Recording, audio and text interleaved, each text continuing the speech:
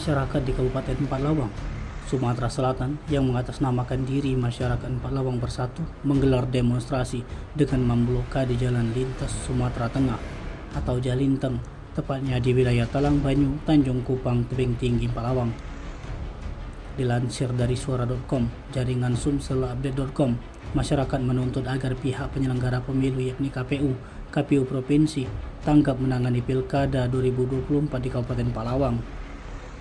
Permasalahan ini bermula saat KPUD dan Bawaslu Palawang terindikasi mengkondisikan munculnya salah satu paslon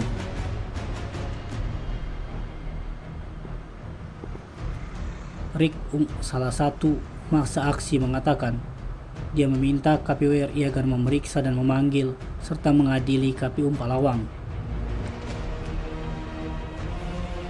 Sementara itu KPUD Kabupaten Palawang menetapkan jika pilkada hanya diikuti satu paslon.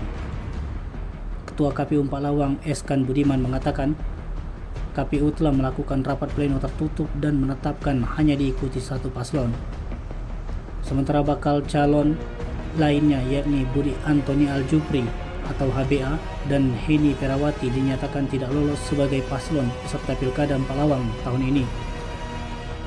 Kapolres Palawang melalui Wakapolres Kompol Liswan mengatakan untuk saat ini suasana di Kabupaten Palawang cukup kondusif pasca ratusan masyarakat melakukan aksi demo. Tim Liputan Sumselupdate TV melaporkan.